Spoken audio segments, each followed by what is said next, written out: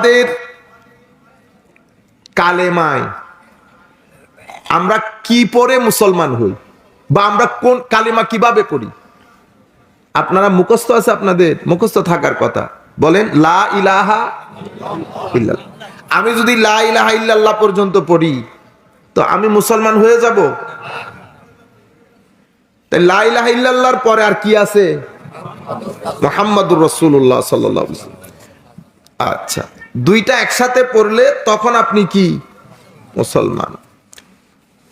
আরেকটা বিষয় হচ্ছে, এরপরে আমরা আজানের মধ্যে, নামাজের জন্য আজান দেই না, আজানের মধ্যে আল্লাহু আকবার বলার পরে আশহাদু আল্লা ইলাহা ইল্লাল্লাহ বলেন, এরপরে কি বলেন? আশহাদু আন্না মুহাম্মাদার। তাইলে কালেমায়ও নবী আছে, এবং নামাজের জন্য যে আজান, সেই আজানেও নবী আছে। এটা কে রেখেছেন? আল্লাহ। তাইলে বুঝতে হবে আমার আল্লাহ আমার আল্লাহর নবীকে বড় মহব্বত করেন, বড় মহব্বত করেন। এরপরে নামাজ কার? আল্লাহর। নামাজের মধ্যে আপনি যখন বসে বলেন আসসালামু আলাইকা আইয়ুহান, নামাজ আল্লাহর, নামাজের মধ্যে সালাম নবীর। তাইলে কালেমার মধ্যেও নবীকে রাখছেন আল্লাহ, এটা তো আল্লাহই রেখেছেন। আল্লাহ যদি না রাখতেন কেউ রাখতে পারতেন না। তাইলে কালেমার মধ্যেও নবী আছেন, নামাজের আজানের মধ্যে নবীকে রেখেছেন, নামাজের মধ্যে সালামের মধ্যে নবীকে রেখেছেন। আমি যদি নারাই তাকবীরের পরে নারাই রিসালাত না বলি তো এটা সুন্দর হইল? আল্লাহ যেখানে আজানে রেখেছেন, আল্লাহ যেখানে নামাজে রেখেছেন, আল্লাহ যেখানে কালিমায় রেখেছেন, আচ্ছা এরপরে আর কোথায় রেখেছেন জানেন? পবিত্র কোরআনের একটা সূরা আছে, এটাকে বলে তৌহিদের সূরা। কিসের সূরা? আপনারা জানেন সেটা কোন সূরা? জি, আমার কোন ভাই বলছেন? মাশাআল্লাহ, বহুত শুকরিয়া বেটা। ইখলাস। আবার আমার চাচাতো ভাই একটার নাম ইখলাস, ডাকে কি? ইখলাস। ইখলাস না, এটা কি? ইখলাস। ঠিক আছে, সূরাতুল ইখলাস মানে কি? মানে হচ্ছে এই সূরার মধ্যে যেই তৌহিদ, একত্ববাদ, যেই তৌহিদের কথা বলা হয়েছে, এটা একেবারে খাঁটি তৌহিদ। আপনারা বলেন না খাঁটি দুধ, তো এটা খাঁটি তৌহিদ। সেই তৌহিদের সূরা আপনারা কিভাবে শুরু করেন? আমি মা বোনদেরকে বিনয়ের সাথে অনুরোধ করব, কথা একটু শক্ত আর কি, আস্তে আস্তে নরম করব, আপনারা বোঝার চেষ্টা করবেন, আল্লাহ তৌফিক দান করবেন। আমি যদি যেটা বুঝাইতে, অনেক দূর থেকে এসেছি, অনেক দূর, আপনারা এখানে মানুষ হন নাই। আমি তো আমার ছেলে, এই কি নাম তার, ইকরাম, ও ঢাকায় কোথায় দেখা হয়েছে, সে বলছে হুজুর আমাদের গ্রামের বাড়ি, একেবারে না আসলে আমারও চিন্তা করলাম গ্রামের লোক না গেলে আমার নবী আবার জিগাইলে দুঃখে পড়ে যাব না। আপনারা এখানে যত মানুষ হয়েছেন, এটা তো আমি ঘর থেকে বেরোইলো হয় এত মানুষ, এটা তো আল্লাহ পাকের দয়া, বুঝতে পেরেছেন? অনেক দূর, তো অনেক দূর, আপনি কল্পনাও করতে পারবেন না। এগুলা তো আমরা এই যে এত দূরে এসে এই আবার গাড়িতে বসে ক্লাস করলাম 1 ঘন্টা, এরপর এখানে এসে বসে কথা বলি, তো আল্লাহ পাকের মেহেরবানি। আর নাইলে তো এটা মানুষের দেওয়া যদি শরীর হইতো, এটা তো ভেঙে চড়ে রাস্তায় পড়ে থাকতো, এটা সম্ভব না। আল্লাহ পাকের মেহেরবানি, সবাই আলহামদুলিল্লাহ বলি। তো বলে হচ্ছে এটা খাঁটি তৌহিদ। তো খাঁটি তৌহিদের সূরা পড়েন, সবাই মিলে পড়ি, আমরা সবাই জানি, এটা সওয়াব হবে। বিসমিল্লাহির রহমানির রহিম। কুল হুয়াল্লাহু আহাদ আল্লাহুস সামাদ লাম ইয়ালিদ ওয়া লাম ইউলাদ ওয়া লাম ইয়াকুল লাহু কুফুয়ান আহাদ। আমার আল্লাহ এই সূরার মধ্যে নিজের পরিচয় দিচ্ছেন আমি কে, কারণ আমার আল্লাহকে রুয়ে জমিনের মধ্যে হযরতে আদম থেকে কিয়ামত পর্যন্ত যত মানুষ আসবেন, যত সৃষ্টি আল্লাহ করেছেন, ফেরেশতা বলেন, জিন বলেন, ইনসান বলেন, মাখলুকাতের মধ্যে যত সৃষ্টি আল্লাহ করেছেন, কেউ আল্লাহকে দেখেন নাই। কেউ দেখেন নাই, একজন দেখেছেন। কে? আমাদের নবী মুহাম্মদুর রাসূলুল্লাহ সাল্লাল্লাহু আলাইহি ওয়াসাল্লাম। কেউ দেখে নাই। মুসার মতো জলিলুল কদর নবী হযরতে মুসা আলাইহিস সালাম, আল্লাহর নবীদের মধ্যে এগুলাকে বলে উলুল আজম, অনেক উপরের লেভেলের নবী। হযরতে মুসা, হযরতে নূহ, হযরতে ইব্রাহিম, আমার নবী হযরত, এগুলা একেবারে বড় উঁচুর ক্লাসের নবী। সেই নবীদের মধ্যে মুসার মতো জলিলুল কদর নবী বলছেন, রব্বি আরিনি, আল্লাহ একটাবার দেখা দেন না, দেখি আপনি কেমন। আমাদেরও দেখতে ইচ্ছে করে না? যাইতে যাইতে হঠাৎ করে দেখতে ইচ্ছে করে, আল্লাহ যদি একটু দেখতে পারতাম। আপনি না দেখাইয়া যদি জান্নাত দিয়ে দেন, তো এই জান্নাত দিয়ে খিতা করতাম, জান্নাত দিয়ে কি করব? আমরা যখন ঘরের মধ্যে মা বাবা ভাই বোন সবাইকে নিয়ে খেতে বসি, একটু একটু মা একটা বলে আমরা সবাই একটু করে হাসি, বাবা একটা বলে একটু করে হাসি, এটা জান্নাতের চেয়ে কোনো অংশে কম? জান্নাতের চেয়ে কোনো অংশে কম? কম না আমার ভাই। সবকিছু পাইলাম, মাওলা তোরে দেখলাম না, তো লাভটা হইলো কি? আসলামও বা কেন, যাইলামও বা কেন? আপনারা বুঝতে পেরেছেন কারণ কি? বলেন তো দেখি, জান্নাত ফজিলতপূর্ণ না ইনসান ফজিলতপূর্ণ? ইনসান। কেন? কারণ ইনসানের মতো করে আল্লাহ আর কাউকে সৃষ্টি করে নাই। এই জন্য ইনসানকে বলে আশরাফুল মখলুকাত, সর্বশ্রেষ্ঠ সৃষ্টি। হ্যাঁ, এখানে কেউ গরিব, কেউ লেখাপড়া জানে না, কেউ অপেক্ষাকৃত কম সুন্দর, এটা তো দুনিয়ার হিসাব নিকাশ। কুল কায়নাতের সৃষ্টি একসাথে দাঁড় করাইলে কুল কায়নাত বলছে মানুষের মতো দ্বিতীয় কোনো সৃষ্টি নাই। আপনি নিজেকে নিজে যদি ছোট মনে করেন, আপনি জীবনও বড় হইতে পারবেন না। নিজেকে বড় মনে করলে বড়, ছোট মনে করলে ছোট। এই কারণে আমাদের ভিতর থেকে প্রশংসা আসে না। হুজুর গরিবের জন্য একটু দোয়া করিয়েন, এক তরকারি দিয়ে ভাত খাইছি, ইন্না লিল্লাহি ওয়া ইন্না ইলাইহি। কত বড় জালেম দেখেন। আরে বেটা, খাইতে পারছো এটাই তো বড় কথা। লাখ মানুষ, কোটি টাকা ব্যাংকে পড়ে আছে, শরীর খারাপ, খাইতে পারতেছে না। লাখ মানুষ আছে, হাত নাই, কারো চোখ নাই, তোমার দুই হাত দুই চোখ জিহ্বা কাজ করছে, তুমি সুস্থ আছো। হুজুর মেয়েটা হয়েছে, মেয়েটা কালো, ইন্না লিল্লাহি ওয়া ইন্না ইলাইহি। এই জালেমানা কথাগুলো কখনো বলবেন না।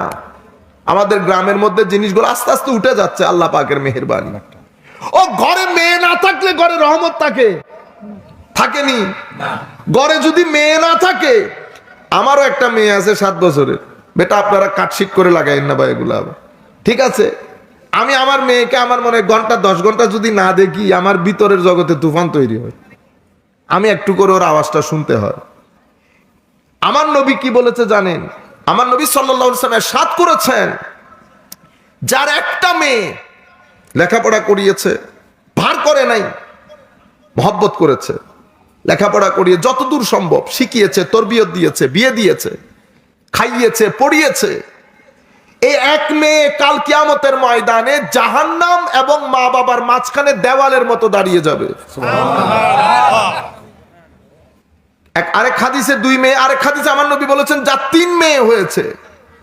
কোন সমাজের মধ্যে বলছে? যে সমাজের মধ্যে মেয়ে হলে মেয়েকে জীবন্ত কবর দিয়ে দিত, আরেক মেয়েকে কবর দিতে নিয়ে গেছে, পরবর্তীতে উনি ইসলাম কবুল করে আমার নবী সাহাবী হয়েছেন। ওই ঘটনা যখন বর্ণনা দিচ্ছেন, উনার সিনা বের হয়ে আসতেছে, ইয়া রাসূলুল্লাহ, মেয়েকে কবর দিচ্ছি, কবর আমি কুটতেছি, তখন গর্ত। মেয়ে বলতেছে আমার বাবার অনেক কষ্ট হচ্ছে, কারণ ছেলে এক ধরনের, মেয়ে আরেক ধরনের। মেয়েরা অনেক কেয়ারিং, বাবার ভাইয়ের দেখভাল। আমি মেয়েরা কি রকম আমি আপনাকে বলবো, আপনারা চয়েস করে নেবেন যে কোনো একটা। বাবা এবং মার মধ্যে পছন্দের কে বলেন তো? মা না? বাবা মার মধ্যে আমাদের পছন্দের কে? মা। নানা নানির মধ্যে পছন্দের কে? নানি। খালা আর খালুর মধ্যে পছন্দের কে? খালা। আমার ছেলেও আছে, আমার মেয়েও আছে। আপনি যদি ভোট দিতে বলেন তো আমি আমার মেয়ের উপর 10 ভোট দেব। সব বাবারা সেরকম না। হ্যাঁ, বাবাদের পিঠের উপর লটকে থাকা, বাবাদের খবর নেওয়া, হায় হায়, সেটা মেয়ে, সেটা মেয়ে। আপনারা বুঝতে পেরেছেন? মামা আর মামির মধ্যে দেখেন, ঘরের মধ্যে কি মামা থাকে? থাকে না তো, ওই মামি। ফুফা, ফুফুর মধ্যে ফুফা, ফুফু। তো এখানে ফুফু বলেন, মা বলেন, মেয়ে বলেন, বোন বলেন, ভাই আর বোনের মধ্যে আমাদের মহব্বতের জায়গা কোথায়? বোন না? গোড়াই ফিরাই মহব্বত বলেন, খাওয়ানি বলেন, বোন। সব জায়গার মধ্যে মেয়ে। কিন্তু আমরা মেয়েদেরকে কি করতে চাই? আন্ডারস্টিমেট করতে চাই। আমার নবী সেটা করেন নাই। সমাজের মধ্যে যখন মেয়ের কোনো দাম ছিল না, আমার নবীর মেয়ে ফাতেমাতুজ জাহরা রাদিয়াল্লাহু তাআলা আনহাকে এমন মহব্বত এবং সম্মান করতেন, এলাকার মানুষ এটা নিয়ে হাসি ঠাট্টা করতেন। হযরত ফাতেমা আসলে আমার নবী ঘর থেকে বের হয়ে ফাতেমা রাদিয়াল্লাহু তাআলাকে আগ বাড়াই নিতেন, ঘরে এনে নিজের চাদরটা বিছাই দিতেন আমার ফাতেমার জন্য, মা ফাতেমার জন্য। আমার মা ফাতেমা সেখানে উপর বসতেন। মেয়েকে কি পরিমাণ আদর করতেছে আপনি দেখেন। আপনারা বুঝতে পেরেছেন? সুতরাং কখনো আমরা কি বলি, হুজুর মেয়ে হয়েছে, মেয়েটা একটু কালো হয়েছে, ইন্না লিল্লাহি ওয়া ইন্না ইলাইহি রাজিউন, এই ধরনের জালেমানা কথাবার্তা কখনো বলবেন না। যিনি দিয়েছেন উনি সব কিছু, দায়িত্ব কি আপনার? না, উনি সবকিছু প্ল্যান করে দিয়েছেন, সবকিছু প্ল্যান করে। আমাদের চট্টগ্রাম মেডিকেল কলেজে দীর্ঘদিন প্রিন্সিপাল ছিলেন, আমি নাম নিচ্ছি না, মানি আপনারা যে আপনাদের দৃষ্টিতে যে সুন্দর ও সুন্দর আপনারা যেভাবে মনে করেন, আমরা সেভাবে মনে করি না। আপনাদের দৃষ্টিতে যে সুন্দর ও সুন্দর, সেই হিসাবে উনি অনেক অসুন্দর আপনাদের দৃষ্টিতে। কিন্তু চট্টগ্রাম মেডিকেল কলেজের দীর্ঘদিনের অধ্যক্ষ ছিলেন। চারটিখানি কথা। আমার আল্লাহ তুলতে তুলতে, নিশ্চয়ই উনার মা বাবাও মন খারাপ করেছিলেন, কিন্তু আমার আল্লাহ তুলতে তুলতে অনেক উপরে তুলেন নাই। সুতরাং আল্লাহর দেওয়া যা কিছু আল্লাহ আপনাকে দেবেন, কখনো এগুলাকে আন্ডার এস্টিমেট, মন খারাপ হইলেও বলবেন আলহামদুলিল্লাহ। মানুষ তো মন খারাপ হইতে পারে, আমরা কি করব? শয়তানকে জায়গা দিব না, আস্তাগফিরুল্লাহ বলে প্রথমে তারে বাইর করব, এরপরে আল্লাহ শুকরিয়া আদায় করব। আমি যেখান থেকে কথা শুরু করেছি, তো সূরার শুরু হয়েছে কি দিয়ে? কুল, হাবিব আপনি বলে দিন, আপনি বলে দিন। কি বলবে? আল্লাহ এক, আল্লাহ এক। তো এখন শুরুতে যাকে বলতে বলতেছেন উনি কে? আমাদের আল্লাহর হাবিব, আল্লাহর। তাইলে আমি আপনাদেরকে দেখাইতে চাচ্ছি, কালমার মধ্যে আল্লাহ জুদা করেন নাই, আজানের মধ্যে জুদা করেন নাই, নামাজের মধ্যে সালামে রেখেছেন। আমার নবীকে না রাখলেও পারতেন, না রাখলেও পারতেন। সূরা ইখলাসের মধ্যে শুরু দিয়ে নবীকে আনলেন। কুল কায়নাতের কেউ দেখে নাই, কেউ দেখে নাই আমার মালিককে, কিন্তু একজনকে দাওয়াত দিয়ে নিয়ে গেছেন। দাওয়াত দিয়ে আরেকজন জলিলুল কদর বলছে, রব্বি আরিনি, একটু দেখা দে না মাওলা। কল্যাণ তারানি, মুসা তুমি দেখতে পারবা না, তুমি দেখতে পারবা না। আর এই জায়গায় বলছে সুবহানাল্লাযী আসরা বিআবদিহি লাইলাম মিনাল মাসজিদিল হারামি ইলাল মাসজিদিল আকসা আল্লাযী বারাকনা হাওলা লিনুরিয়াহু মিন আয়াতিহি। আরেকজনকে দাওয়াত দিয়ে এখান থেকে নিয়ে গেছে, এবং শুধু কি এক সফর করিয়েছে না, হারাম থেকে আকসা পর্যন্ত নিয়ে গেছে। আকসার মধ্যে সমস্ত নবীদের উপস্থিতিতে আমার নবী নামাজের ইমামত করেছেন। বুঝতে পেরেছেন? তো নবীদের যে ইমামতি করেছেন আমার নবী, নবীরা সবাই আগ থেকে মারা গেছে না? সবাই আগ থেকে মারা গেছে না? তো আকসার মধ্যে এতগুলা নবী আসলো কোত্থেকে? তাইলে বোঝা যায় আমরা যেভাবে মারা গিয়ে পচে অমুক টমুক মনে করি, ঘটনা সেরকম না আমার ভাই। পৃথিবীতে যেই দিন আমাদের সৃষ্টি হয়েছে, সেই দিনের পর থেকে আমাদের আর কোনো মৃত্যু নাই। আবার আপনারা ভুল বুঝবেন না, মৃত্যু নাই মানে নাই। আমরা মনে করি কবর দিয়ে দিছি, মাটিতে মিশে গেছে, খতম। ও খতম নাই, খতম নাই, শুরু যে হয়েছে এটার আর শেষ নাই। শুরু কোত্থেকে করেছি? রূর জগৎ থেকে। আমাদের এখন যে ভাইয়েরা বিয়ে করেন নাই, ঠিক আছে, তারা 3 দিন পরে বিয়ে করবে, 4 দিন পরে তাদের সন্তান আসবে না দুনিয়াতে? সন্তান কি এখনো এসেছেন? আসেন নাই। তো মাওলা এই সন্তান কোথায় আছে? রূর জগতে আছে।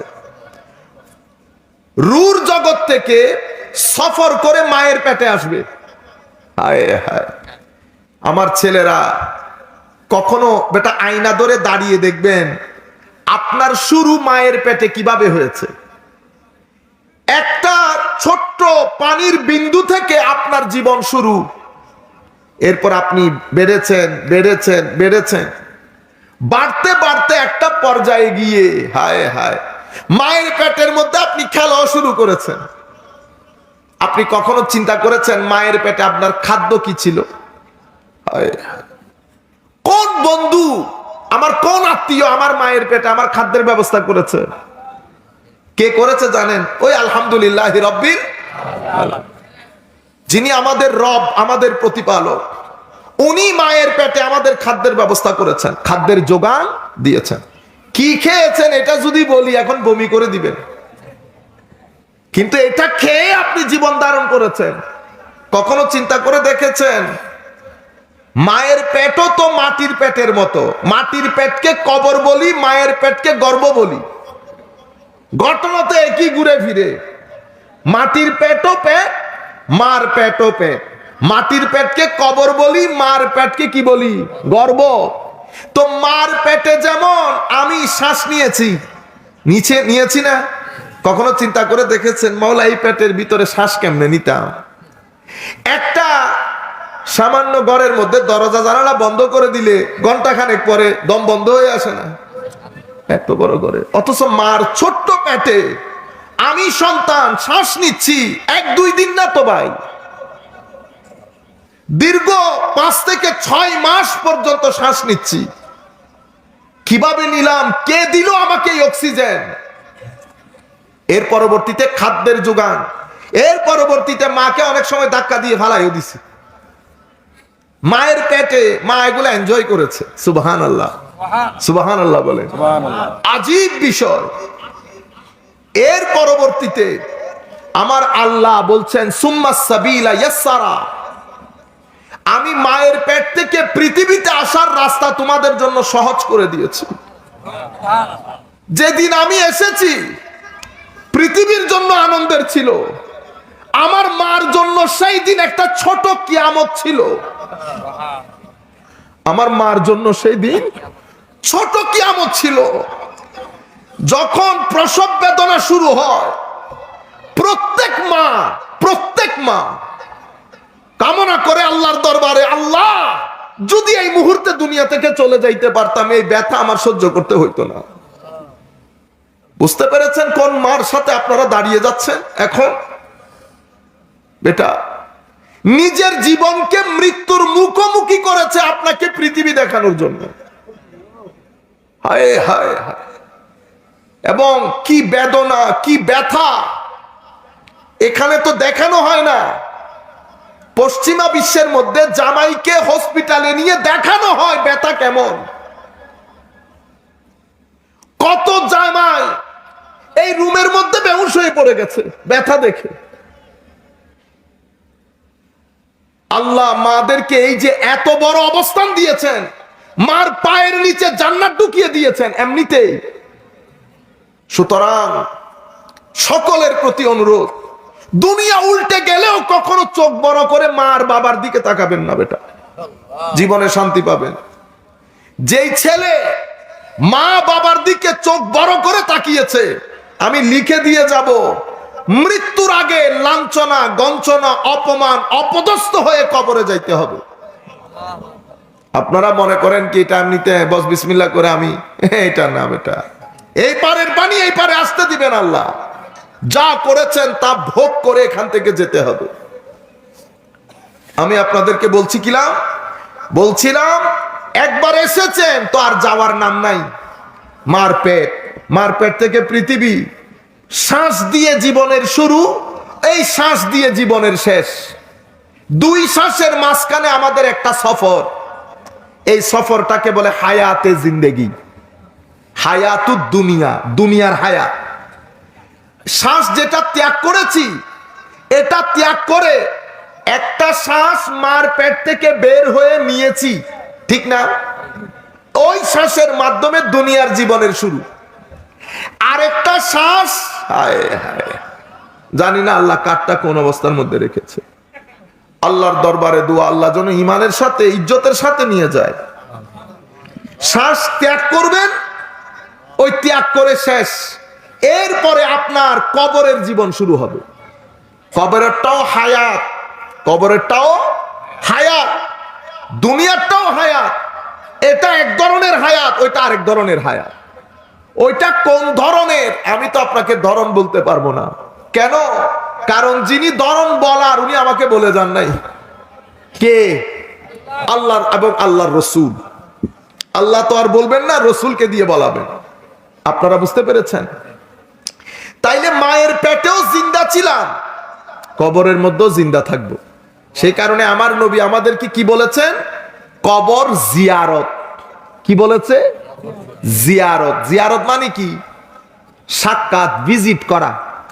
আপনারা আরবির মধ্যে আমরা একজন আরেকজনকে যখন বলি তখন বলি কি বলি আরবিতে? কালকে আপনার জিয়ারত করব, মানে কালকে আপনার সাক্ষাৎ করব ইনশাআল্লাহ। আমরা টেলিফোনে বলি তো সাআজুরাক ইনশাআল্লাহ বুকরা, আগামী কালকে আপনার জিয়ারত করব। জিয়ারত মানে কি? সাক্ষাৎ করব। তাইলে আমরা কবর জিয়ারত মানে কি? কবরের যেই ব্যক্তি শুয়ে আছেন ওনার সাথে কি সাক্ষাৎ। তো কবরের সাক্ষাৎ কিভাবে করি? আসসালামু, তো সালাম মৃত ব্যক্তিকে দেয়া হয়। আপনার উপরও শান্তি বর্ষিত হোক, সালাম দিচ্ছেন। Number one. কবরের মধ্যে আযাব হয়, তো আপনি যদি মরে পচে যান তো আযাবটা কার উপর হবে? আপনারা বুঝতে পেরেছেন? কবরের ওই গর্তটা যে জান্নাতের বাগান হয়, এটা যদি আমি ফিল না করি তো জান্নাত দিয়ে লাভ আছে? লাভ নাই। তাইলে আমরা যেটা মনে করছি মরে মিটে যাব, না, এখানে মিটে যাওয়া না, এখানে একটা জীবন আছে। জীবন কি ধরনের সেটা আল্লাহ আল্লাহ রসুল ভালো জানে। আপনারা বুঝতে পেরেছেন? তো মেরাজের মধ্যে সমস্ত নবীরা হাজির হয়েছে। আমার নবী ইমামত করেছেন, সেখানে ছোট্ট একটা মাহফিল হয়েছে। সেই মাহফিলের মধ্যে আমার অন্যান্য কয়েকজন সিনিয়র নবী বক্তব্য দিয়েছেন। এগুলো সব রিওয়ায়াতের মধ্যে এসেছে। বুঝতে পেরেছেন? আমার নবীও বক্তব্য দিয়েছেন। হায় হায়। এরপরে আমার নবী ওখান থেকে সিদরাতুল মুনতাহা, এটা আমার নবীর মেরাজের সফরের দ্বিতীয় ধাপ। প্রথম ধাপ মসজিদে হারাম থেকে আকসা, এগুলো সব শেষ করে এরপরে আকসা থেকে সিদরাতুল মুনতাহা। এখানে প্রত্যেক আসমানে সমস্ত নবী রসুলের সাথে এক একজনের সাথে দেখা হয়েছে। এগুলো আমার নবী আবার হাদিসের মধ্যে বলেছেন। তাহলে বোঝা যায় নবী রসুল এবং আউলিয়া বুজুর্গানে দিন আমরা যেরকম মরে পচে গলে যাই মনে করি সেই রকম না। আমার নবী হাদিসে পাকের মধ্যে স্পষ্ট করেছেন, আল্লাহ জমিনের জন্য হারাম করে দিয়েছেন আম্বিয়াদের শরীর খাওয়াকে। ইন্নাল্লাহ হারামা আলাল আরদ আন তাকুলা আজসাদাল আম্বিয়া আও কামা ক্বালা নবিয়্যু সাল্লাল্লাহু আলাইহি ওয়াসাল্লাম। এরপরে সিদরাতুল মুনতাহা, এটা দ্বিতীয় সফর। তৃতীয় সফর কিসে করেছেন? তৃতীয় সফর ছিল যেখানে জিবরিল আমিন আমার নবীর সাথে ছিলেন না। এটা সিদরাতুল মুনতাহা থেকে লা মাকা ফাকানা কাবা কাউসাইনি আও আদনার সফর। সেই সফরের মধ্যে জিবরিল বলেছেন, হুজুর আমি যদি আপনার সাথে যাই তো আমি নিজেই জ্বলে পুড়ে ছারখার হব। আমরা কি বুঝলাম? আমরা বুঝলাম আমার নবী দেখতে আমাদের মতো মানুষ হলেও আমার নবী নূরানী নবী, নূরানী নবী, নতুবা ওখানে যেতে পারতেন না। আর আমার নবী যেই বাহনের উপর চড়ে এই কাজ করেছেন সেটার নাম দেওয়া হয়েছে বুরাক। কেউ কেউ বলে বুরাক। আপনারা বুঝতে পেরেছেন? বুরাকও শুদ্ধ, বুর্রাকও শুদ্ধ। বুর্রাক এটা কি? আমাদের এখানে বিভিন্ন ক্যালেন্ডার করে, কেউ ছবি বানায় ঘোড়ার একটা ছবি দিয়ে, এগুলা দেখবেন না, এটা বুরাকের ছবি না, এটা বিসমিল্লাহ করে একজনে ব্যবসার জন্য বানাই দিছে। আমরা সাদা সিধা ধর্মপ্রাণ মুসলমান, আমাদের এখানে তো জমজমের পানি বলে আপনাদেরকে নলকূপের পানি খাওয়াই দেয়। যিনি খাওয়াইতেছেন উনি আবার দাড়িওয়ালা মানুষ, বড় হাজি সাহেব, আবার আল্লাহ রসুলের কসম করে বলে। বুঝতে পেরেছেন? আজীব দুনিয়া, কাকে বিশ্বাস করবে? আমি আরো বড় দুকাবাজ হয়ে গেছি। আপনারা বুঝতে পেরেছেন? কাকে বিশ্বাস করবেন এই দুনিয়াতে? একজন এই হাজি সাহেব যদি সাধারণ মুসলমানকে এই জমজমের পানি বলে নলকূপের পানি খাওয়াই দেয়, এটা কত বড় জালেম হলে এই কাজ করতে পারে আপনি? কেন আমাদের মুসলমান আমরা সাধারণ এত বেশি কঠিন ভাবে চিন্তা করি না, যা বলে যে যা বলে বিশ্বাস করে ফেলি। বুঝতে পেরেছেন? তো আমার নবী সাল্লাল্লাহু আলাইহি ওয়াসাল্লাম এটা যানবাহন, এটা কি বাহন আল্লাহ জানেন, তবে রেওয়ায়তের মধ্যে ধরন বর্ণনা করা হয়েছে, ওইটার উপর ওনারা এটা অঙ্কন করেছে। ঘোড়ার মতো না, ঘোড়ার চেয়ে ছোট, খচ্চরের চেয়ে বড় একটা ছবি বলেছে, ওইটার উপর ওনারা অঙ্কন করে দিয়েছে। তবে বুরাক এটা বারকুনের বহু বচন। বারকুন মানে লাইট। বৃষ্টির আগে দেখেন না ভ্রুম করে একটা লাইট বের হয় না, বার্ক, এটার বহু বচন হচ্ছে বুরাক বা বুর্রাক। তো বারকুন মানে এক লাইট, বুর্রাক মানে অনেক লাইটের, অনেক আলোর সমাহার। এক আলো সেকেন্ডে কত হাজার মাইল যায় আপনারা জানেন? দেখছেন নি অবস্থা? ভালো ভালো ইউনিভার্সিটির পোলা পাইনো জানবে না, ভালো ইউনিভার্সিটির পোলারে জিগাইলেও জানবে না। হায় হায় হায়, আমরা একবার কি মনে করাই দিলেন, গ্রামের মানুষ বড় খতরনাক, দেখতে বোঝা যায় না, কিন্তু এতটুকুন পর্যন্ত এলম থাকে। কতটুকুন? 1.5 হাত এলম জ্ঞান, কিন্তু দেখলে তো সাদা সিধে মানুষ। শহরের লোক তো প্যান্টের বাড়িতে, কোটের বাড়িতে 2-4 জন ফেলাই দেয়, বুঝছেন? তো আমরা একটা জায়গায় গেছি, জায়গায় যাওয়ার পরে এখন ভদ্রলোক রাস্তার এই গাছের নিচে বসে জাল আছে না, জালের কাজ করতেছে এমনি দিয়ে। তো আমরাও গেছি, শহরের পোলা পাইন, বুঝছেন না, বহুত কাবিল। তো আমাদের এক ছেলে বলতেছে, কাকা সিগারেট হইবনি? আমি বলতেছি, খবরদার, মুরব্বীর কাছ থেকে তুই এগুলা করিস না, সিগারেট খাইতে ইচ্ছে করলে দূরে কোথাও গিয়ে অথবা গাড়ির মধ্যে বসে খা। লাইটার নেই তো, লাইটার নাইলে না খা, মইরা যা না খাইয়া। কিন্তু বেশি স্মার্ট, আরো জিন্সের প্যান্ট পরে ঢাকাতে, বুঝতে পেরেছেন? আমার দেখে সন্দেহ হয়েছে কাকাকে, কারণ দেখলে তো বোঝা যায়। আর কাকা লুঙ্গি একটারে তুললে এমন ভাবে পড়ছে মনে হয় যেন জেলে। হায় হায়। তো যখন লাইটার চাইছে, কাকা বলতেছে হ্যাঁ আছে বেটা আই, তো দিছে, সেও দাঁড়াইছে, বোধ কাবিল। তো সে উনি জিজ্ঞেস করতেছেন কোথায় পড়েন? তো কথার একটা সাউন্ড আছে না, আমি সাউন্ড শুনে বুঝছি হয় পুলিশ নয় শিক্ষক। আমি বিসমিল্লাহ করে গাড়িতে চলে গেছি, আমি আর এই ত্রিসীমানার মধ্যে নাই। তো বলতেছে আমি এটা পড়ি ইংরেজি সাহিত্যে। তো ও জিজ্ঞেস করতেছে কাকা আপনি কি করেন? কাকা বলতেছে আমি বিশ্ববিদ্যালয়ের নাম না নেই।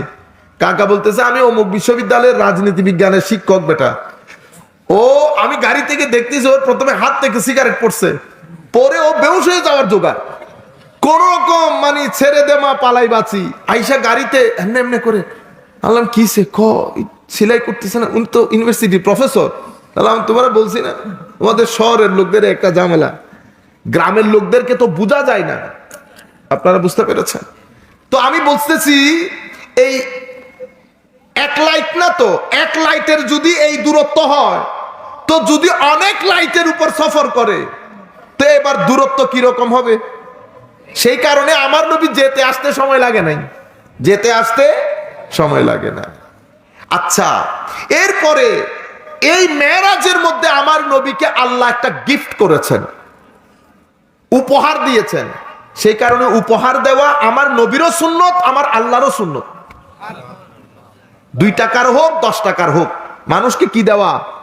যেমন রমজান আসতেছে, প্রত্যেকেই যার যার সাধ্য অনুযায়ী, আমাদের এলাকার মধ্যে অনেক একটু গরিব লোক আছে না, তো শুধু আপনি ইফতার করলে তো হবে না। আমাদের ছেলেপুলে যারা মাহফিল আয়োজন করেছেন বেটা, তাদেরকে আমরা অনুরোধ করব, রমজান আসার আগে অন্তত 10-12 পরিবারের একটা লিস্ট করে 500 টাকার ইফতারি দেন জরুর। ঈদের মধ্যে আপনারা যতদূর সম্ভব আপনাদের এই এলাকার মধ্যে যেন কেউ ঈদের দিন এটা না বলে যে কোনো কিছু তো পাইলাম না। সর্বোচ্চ চেষ্টা করবেন, আল্লাহ রাব্বুল আলামিন বরকত দান করবেন। তো আমি আপনাদেরকে বলতেছিলাম আল্লাহ গিফট করেছেন। কি গিফট? নামাজ, যেটা আমরা পড়ি না। সেই নামাজের গিফট নিয়ে কয় রাকাত গিফট করেছে আপনারা আমাদের চেয়ে ভালো জানার কথা, কারণ এটা আমার বিষয় না। আজকে আমি অন্য জায়গা থেকে ঘুরতে ঘুরতে এই জায়গায় আসছি। তো আমার আল্লাহ নামাজ গিফট করেছেন 50 ওয়াক্ত। কোনো কাজ করতে পারতাম আর নামাজ বাদে? তো আমার নবী হায়াদার নবী, কিছু বলতে পারে না আল্লাহর দরবারে, বুঝতে পেরেছেন? তো হযরতে মুসার সাথে সাক্ষাৎ, মুসা আলাইহিস সালাম বলতেছেন কয় কি কোন কি হয়েছে? এরকম নামাজ কত? 50। হবে না, আপনি যান, আপনার উম্মত এটা এফোর্ড করতে পারবে না। তো কে বলেছে এই কথা? মুসা আলাইহিস সালাম। মুসা আলাইহিস সালাম ইন্তেকাল করছেন কখন? কত হাজার বছর আগে মুসা ইন্তেকাল করেছেন। অথচ মুসা আলাইহিস সালাম এর বদৌলতে হযরত মুসার ওসিলায় আমাদের নামাজ 5 ওয়াক্ত হয়েছে। নতুবা আমার নবী কখনো গিয়ে আল্লাহর দরবার থেকে কম করে আনতেন না। বড় হায়াদার নবী, বড় লাজ। এই জন্য আমার নবীকে আল্লাহ বড় মহব্বত করতেন। ছেলেদের মধ্যে কিছু আছে ফটফট, কিছু লজ্জার জন্য বলে না। বাবা মারা ওই ছেলের প্রতি একটু দুর্বল থাকে, বুঝতে পেরেছেন? আমার নবীও লাজ লজ্জার কারণে বলতেন না। মুসা আলাইহিস সালাম বলতেছেন আপনি যান। তাইলে মুসা আলাইহিস সালাম মৃত, তাইলে বোঝা যাচ্ছে আমরা মৃত মানি যেটা বুঝি, আল্লাহর খাতায় মৃত মানি সেটা না।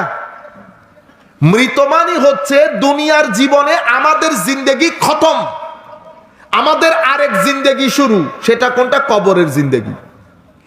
কবরের জিন্দেগি কিয়ামতের মাধ্যমে শেষ হয়ে আরেক জিন্দেগি শুরু হবে, সেটা হাসরের জিন্দেগি।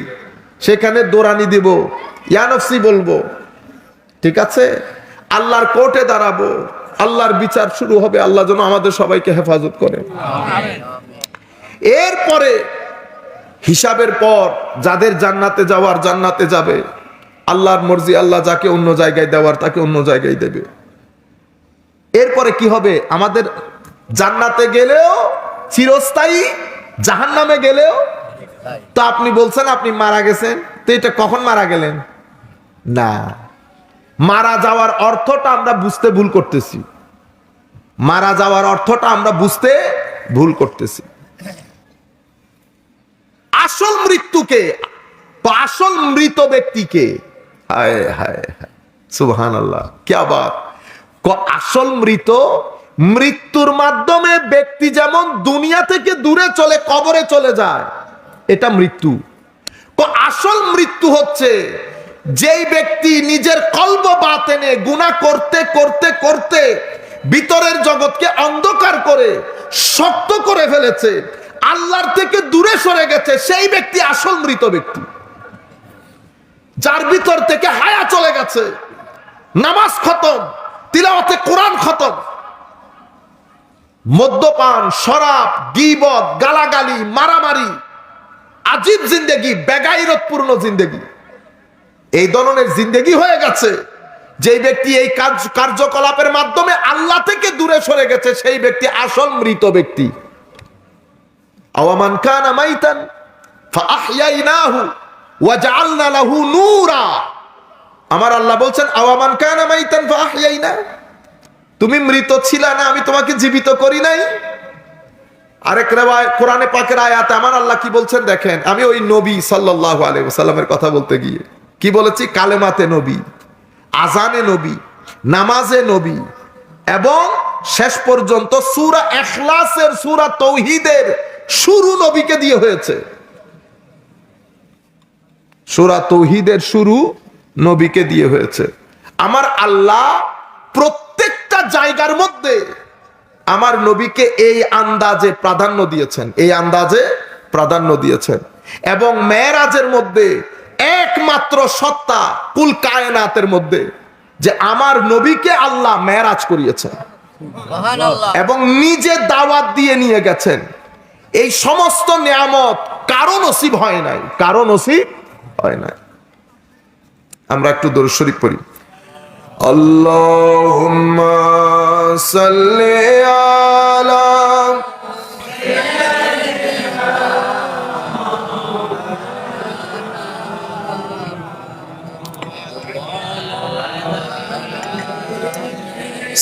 সাইয়্যিদিনা মাওলানা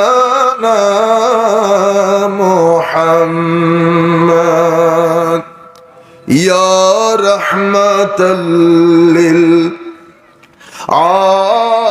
আলামিন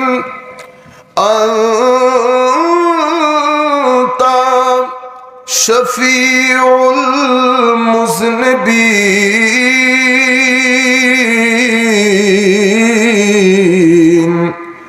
আকরিম লানা ইয়াউমাল হাযিন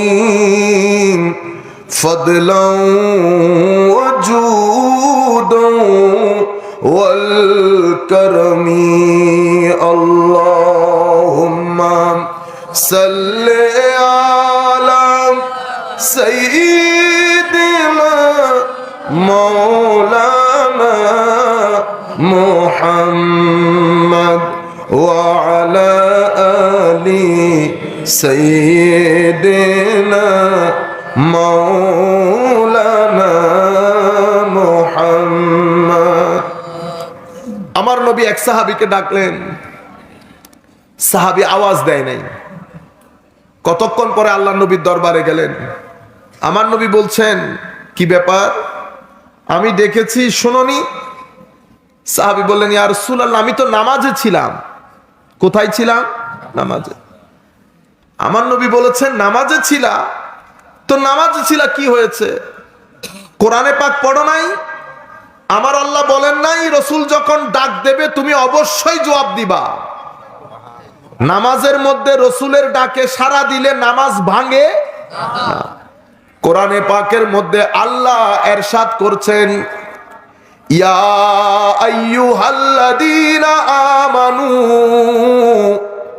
ইস্তাজিবু লিল্লাহি ওয়ালির রাসূলি ইযা দাআকুম লিমা ইউহয়িকুম। হে মুমিনগণ, তোমাদেরকে যখন আল্লাহ এবং রাসূল আহ্বান করে, ডাকে, আল্লাহ কাউকে ডাকেন না, ডাকতে পারে না। আমার আল্লাহ ডাক দিলে শুধু নবীদেরকে ডাক দেন, কথা শুধু নবীদের সাথে বলেন। আমার আল্লাহ যার সাথে কথা বলেন তিনি নবী হয়ে যান। নবী বাদে আল্লাহ কারো সাথে কথা বলেন না। কিন্তু এই জায়গায় আল্লাহ বলছেন, হে মুমিন, যখন তোমাদেরকে আল্লাহ এবং রাসূল আহ্বান করে, মাওলা আপনি তো আহ্বান করেন না, আমি আহ্বান করি না ঠিক, আমার রাসূল আহ্বান করা মানি আমি আহ্বান করা, আমার নবীর ডাক দেওয়া মানি আমি ডাক দেওয়া, আমার নবীর ডাকে সাড়া দেওয়া মানি আমার ডাকে সাড়া দেওয়া। সেই কারণে আয়াত খেয়াল করলে আপনারা দেখবেন আল্লাহ বলছেন, হে মুমিনগণ, তোমরা আল্লাহ রাসূলের ডাকে সাড়া দাও। কখন? যখন রাসূল তোমাদেরকে আহ্বান করে, ইজা দাআকুম, যখন তিনি আহ্বান করে। দেখছেন, সাড়া দিব দুইজনের ডাকে, কিন্তু ডাকতেছে কয়জনে? একজনে। হে মুমিনগণ, তোমরা আল্লাহ রাসূলের আহ্বানে সাড়া দাও যখন তিনি তোমাদেরকে আহ্বান করেন। মাওলা আহ্বানকারী দুইজন, কিন্তু আমি আহ্বানে সাড়া দিচ্ছি একজনের। মাওলা কার আহ্বান? তোমাকে আহ্বানকারী আমার নবী, আমার নবী। আমি কাউকে আহ্বান করি না। তো কি হয়? কোন নবীর ডাকে, নবীর আহ্বানে সাড়া দিলে, লিমা ইউহয়িকুম, নবীর আহ্বানে সাড়া দেওয়া তোমাদেরকে জীবিত করবে। ইন্নালিল্লাহ। আপনারা কি মৃত মানুষকে ডাকেন? মৃত মানুষকে তো ডাকা যায় না। তাহলে এটা কোন জিন্দেগির কথা বলছে? তাহলে বোঝা যাচ্ছে আমাদের জিন্দেগি দুই ধরনের, একটা মৃত জিন্দেগি, একটা জিন্দা জিন্দেগি। মৃত জিন্দেগি কোনটা? তো যেই জিন্দেগির মধ্যে আল্লাহ নাই, রসুল নাই, নামাজ নাই, তসবিহ নাই, তাহলিল নাই, তিলাওয়াতে কোরআন নাই, মা বাবার ইজ্জত নাই, পাড়া প্রতিবেশীর সম্মান নাই, বড়দের সম্মান নাই, ছোটদের স্নেহ নাই, সেই জিন্দেগি দেখতে জিন্দা হলেও আসলে তারা জিন্দা না, আসলে কি মুর্দা। জিন্দাকে তো যেই ব্যক্তির ভিতর জিন্দা সেই ব্যক্তি আসল জিন্দা। তো ভিতরে জিন্দেগি আসে কেমনে? তো ভিতরের জিন্দেগি আসে আমার নবীর ইশক, মোহাব্বত এবং আমার নবীর আনুগত্যের মাধ্যমে। আপনারা বুঝতে পেরেছেন? নবী সাল্লাল্লাহু আলাইহি ওয়াসাল্লামকে দেখছেন আল্লাহ কোথাও ছেড়ে দিয়েছেন, কোথাও ছেড়ে দেন নাই। তো যেহেতু আল্লাহ আল্লাহর নবীকে কোথাও ছেড়ে দেয় নাই, সেই হেতু আপনি যখন নারায়ে তাকবীর বলবেন, আপনি অবশ্যই নারায়ে রিসালাত বলবেন। আপনারা বুঝতে পেরেছেন? যদি আপনি এখানে একটা বলতে না চান, তা তো সব জায়গা থেকে বাদ দিয়ে দিতে হবে। আপনারা বুঝতে পেরেছেন? সম্মানিত উপস্থিতি, এবার দেখেন দুনিয়া থেকে চলে গেলেন। হায় হায়, দুনিয়া থেকে চলে যাওয়ার পরে কবরের জীবন শুরু, কবরের বিকাল প্রত্যেক মুসলমানের জন্য কিয়ামতের শুরু। আমরা মনে করি না কিয়ামত অনেক পরে। প্রত্যেক ব্যক্তির মৃত্যুর দিন বিকাল বেলা তার জীবনের কিয়ামত। হায় হায়, আল্লাহ আমাদের সবাইকে হেফাজত করুন, মাওলা আমাদের দুশমনদেরকে হেফাজত করুন। তো কবরের মধ্যে আপনাকে ফেরেশতা এসে বসাবে, আপনাকে কবরে রেখে আত্মীয় স্বজন চলে আসতেছে, আত্মীয় স্বজন কথাবার্তা বলতেছে, এগুলো শুনতেছে, যাকে রেখে এসেছি সে শুনতেছে। আমার নবী বলেছেন তোমার জুতার আওয়াজ পর্যন্ত শুনে, তোমার স্যান্ডেলের আওয়াজ পর্যন্ত মৃত ব্যক্তি শোনে। হায় হায় হায়, একজন কিয়ামতে আরেকজন আনন্দে। এটা আমাদের বন্ধুত্ব, এটা আমাদের বন্ধুত্ব। এই বন্ধুত্বের কারণে কত জীবনের নামাজ কাজা করেছি কোনো শেষ নাই। এই বন্ধুত্বের কারণে কত অপরাধ করেছি কোনো শেষ নাই। কিন্তু আমি যখন কিয়ামতের মুখোমুখি, আমার বন্ধু তখন আনন্দে উল্লাসে ঘরে চলে যাচ্ছে। হায় হায়, কবরের মধ্যে তুলে বসিয়েছে, প্রশ্ন শুরু হয়ে গেছে। তিনটা প্রশ্নের কথা আপনারা শুনেছেন, এই তিনটা প্রশ্ন হক। কিন্তু বুখারী শরীফের মধ্যে প্রশ্ন এসেছে একটার কথা। কয়টার কথা? একটা। সেখানেও আল্লাহর নবী, সেখানেও আল্লাহ প্রশ্ন কি করা হবে? মা কুনতা তাকুলু ফি হাক্কি হাযার রাজুল, এই ব্যক্তির ব্যাপারে তুমি দুনিয়াতে কি বলা বলি করতা? মুমিন তো সাথে সাথে চিনবে, দিওয়ানা হয়ে যাবে আমার নবীকে দেখে। ওয়া আম্মাল মুনাফিক, কি বলেছে? কাফের না, কি বলেছে? মুনাফিক।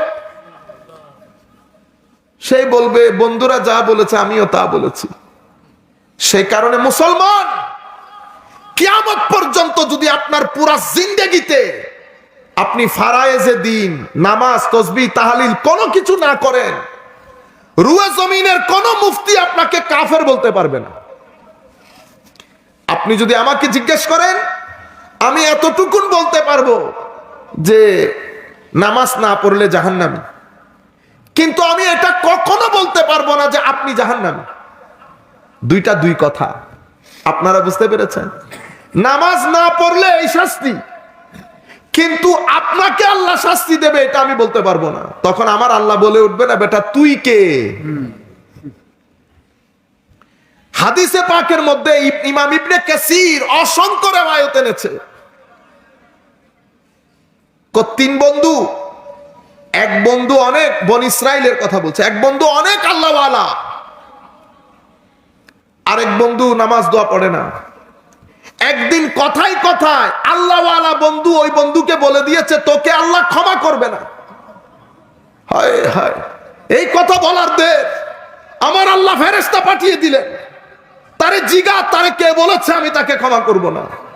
যা বেটা, আমি যাকে ক্ষমা করব না বলছে তারে ক্ষমা করে দিলাম, এরে আমি জাহান্নাম দিলাম।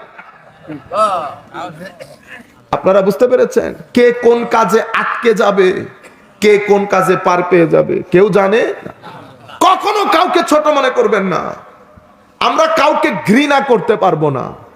কেউ মদ পান করে, শরাব পান করে, না, আমরা কাঁধে হাত রাখতে হবে, মহব্বত দেখাইতে হবে। আমার নবী বনী ইসরাইলের 2 মেয়ের কথা বলছে, এটা সহি হাদিস। এক মহিলা সারা দিন রোজা রাখতো, সারা রাত ইবাদত করতো। তার একটা, এগুলা কল্পকাহিনী না, হাদিসে রাসূল সাল্লাল্লাহু আলাইহি ওয়াসাল্লাম।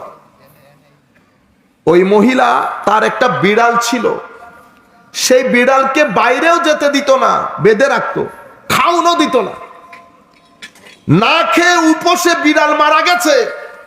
আল্লাহর সৃষ্টির একটা বিড়াল মারা গেছে, এটা আল্লাহর সহ্য হয় না। তুই আমার সৃষ্টির বিড়ালকে ছেড়ে দিতি, রুয়ে জমিনের মধ্যে আমার খাদ্যের অভাব রাখি নাই আমি, তুই আমার সৃষ্টিকে বাইরে যাইতেও দিলি না, খাদ্যও দিলি না। আমার আল্লাহ ওই মহিলার রোজা তাহাজ্জুদ সব তার মুখের মধ্যে মেরে দিয়েছে, তারে জাহান্নাম দিয়ে দিয়েছে।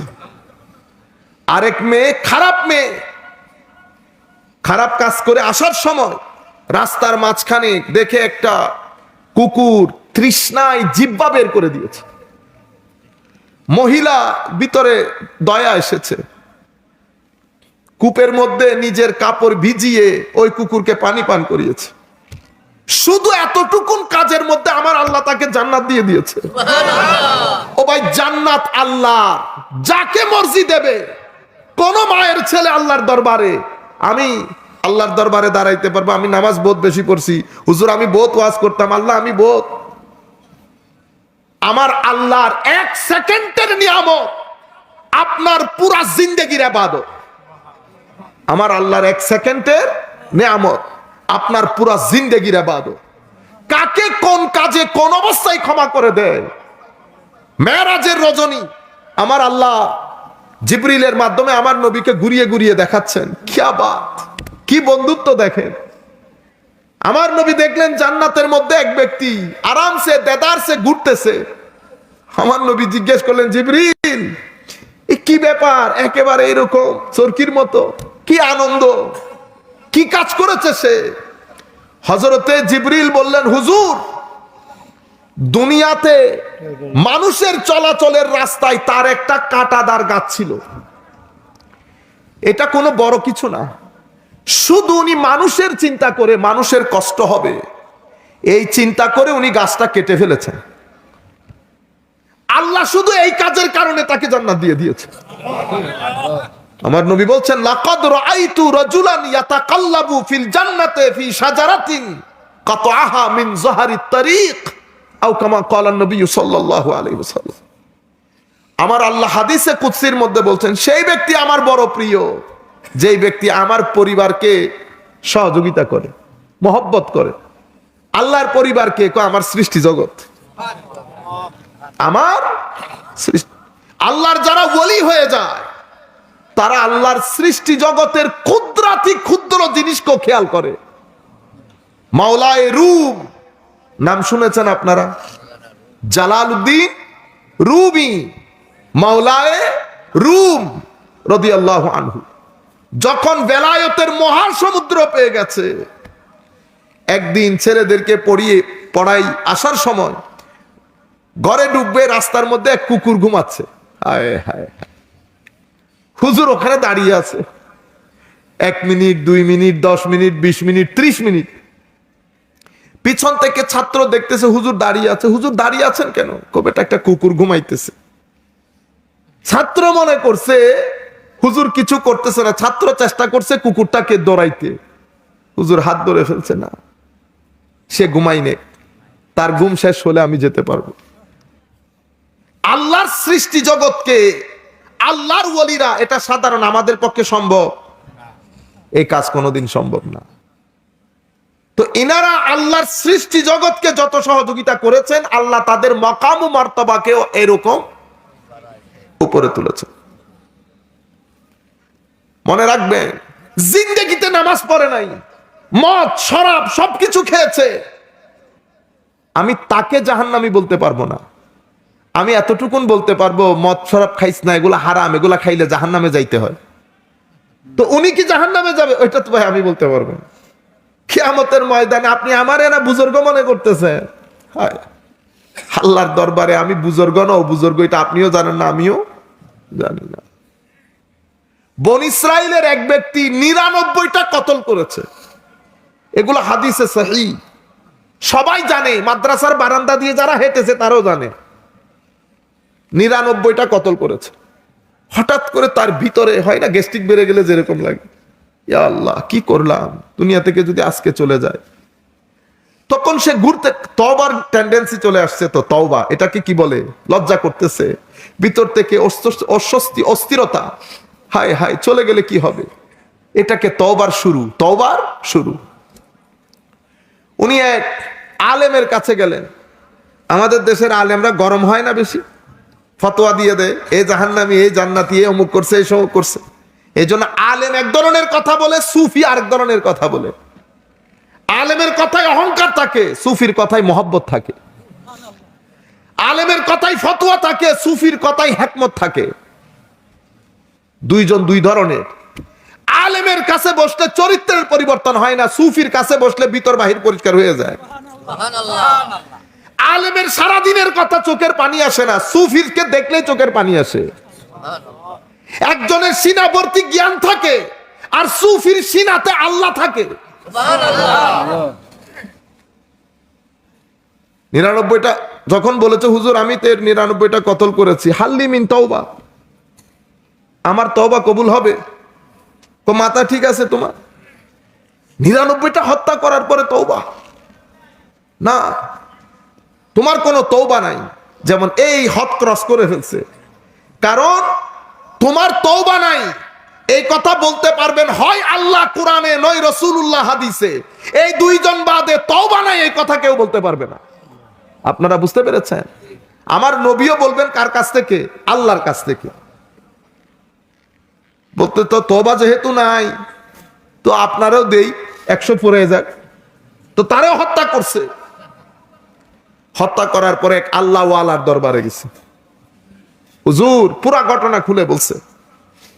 তখন আল্লাহ ওয়ালাদের জবাব যেরকম হয়, কো বেটা তওবার দরজা কিয়ামত পর্যন্ত খোলা, সূর্য পূর্ব দিকে উঠার, পশ্চিম দিক থেকে উঠার আগ পর্যন্ত তওবার দরজা খোলা। তওবা করো, আল্লাহ ক্ষমা করে দিবেন। লা তাকনাতু মির রাহমাতিল্লাহ, পাহাড় সম গুনাহ নিয়েও কখনো আমার আল্লাহর রহমত থেকে কখনো নিরাশ হবেন না। আমি আপনাদেরকে আরো একটা কথা বলি, জীবনে সুখ আসবে, দুঃখ আসবে। আমার মারাও শুনছেন, সুখ দুঃখ হাসি বেদনা অভাব অনেক কিছু আপনার জীবনে থাকবে। আল্লাহ দুনিয়ার জীবনকে এভাবে সাজাইছেন। কখনো মনে করবেন না যে আমার আল্লাহ আপনার থেকে দৃষ্টি তুলে নিছেন, না, দৃষ্টি তুলে নেয় নাই। আমার আল্লাহ সবার তরবিয়ত করে। কখনো যদি কোনো সহযোগিতার দরকার হয়, তো মানুষের কাছে হাত পাতার আগে রাতের অন্ধকারে আল্লাহর দরবারে হাত পাতবেন। আল্লাহকে বলবেন, আল্লাহ আমি তোমার সৃষ্টি, তুমি আমাকে বানিয়েছো, আমি কোন পরিস্থিতিতে আছি সেটা তুমি বাদে কেউ ভালো জানে না। আমাকে ডুবাইলেও তুমি, বাঁচাইলেও তুমি। তবে আমি তোমাকে ফরিয়াদ জানাচ্ছি সিজদার মাধ্যমে, তোমার পেয়ারা রাসূলের ওসিলা দিয়ে, তোমার ওলি বুজুর্গদের ওসিলা দিয়ে, আমি এই হাত যেন তোমার কোনো বান্দার কাছে পাততে না হয়। আমার আল্লাহর ওয়াদা, আমি আপনাদেরকে বলে যাচ্ছি, কখনো মানুষের কাছে হাত পাততে হবে না। কুদরতের খাজিনা থেকে আল্লাহ ব্যবস্থা করে দেবেন। কিন্তু আমার থেকে ইয়াকিন খতম হয়ে গেছে, আল্লাহ আল্লাহ রসুল খতম হয়ে গেছে, ঘরগুলা বিরান হয়ে গেছে, দুনিয়াদারি করতে করতে টায়ার্ড হয়ে যায়। যাই নামাজে বসে একটু যে আল্লাহকে স্মরণ করব সেটা নাই। আমরা আখিরাতের ফাঁকে ফাঁকে দুনিয়া করব, দুনিয়ার ফাঁকে ফাঁকে আখিরাত না। আমরা সবাই মুসাফির, সফর একদিন একদিন যাওয়া আমারই সফর শেষ হয়ে যাওয়া। আমার কবর ঠিক থাকলে সব ঠিক। আমি কি কাজকর্ম বাদ দিয়ে দেব? না। কাজকর্ম যদি বলেন প্রত্যেক ইট তুলে তুলে দেখবো কোন ইটের নিচে পানি আছে, কিন্তু জবান এবং কলব বাতেনের মধ্যে জিক্রে ইলাহি জারি থাকবে। কখনো মুখ খালি রাখবেন না। লা ইলাহা ইল্লাল্লাহ, লা ইলাহা ইল্লাল্লাহ, আল্লাহ আল্লাহ। একটু পর পর সাল্লাল্লাহু আলাইহি ওয়াসাল্লাম এটাইকে বলে মর্দে মুমিন। আপনি যখন ভিতরের জগতে আল্লাহকে স্মরণ রাখবেন, আল্লাহ ফেরেশতার জগতে আপনাকে স্মরণ করবে। তা আপনি না বললেন আপনি গরিব? যাকে আল্লাহ ফেরেশতার জগতে স্মরণ করে সেই ব্যক্তি গরিব হয়? সম্মানিত উপস্থিতি, এই দুনিয়ার মধ্যে কেউ সুখে নাই। আপনারা মনে করেন অমুক ব্যক্তির গাড়ি বড়, বাড়ি বড়, সে বড় সুখে আছে। ঢুকে দেখেন তার জিন্দেগির মধ্যে কত ধরনের দুঃখ বেদনা। জিক্রে ইলাহি বাদে কারো অন্তরে শান্তি নাই। যেই ব্যক্তির ভিতরে আল্লাহর জিকির আছে সেই ব্যক্তি শান্তিতে আছে। যেই ব্যক্তির অন্তরে আমার নবীর ইশক, আদব, তাজিমে মুহাব্বত আছে সেই ব্যক্তি শান্তিতে আছে। যেই ব্যক্তির সাথে আউলিয়ায়ে কেরামের নিসবত আছে সেই ব্যক্তি শান্তিতে আছে। বাকি সব গৌরব ধান্দা, গৌরব ধান্দা।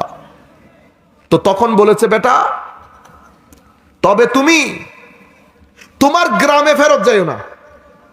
তোমার গ্রামের মানুষ জালেম।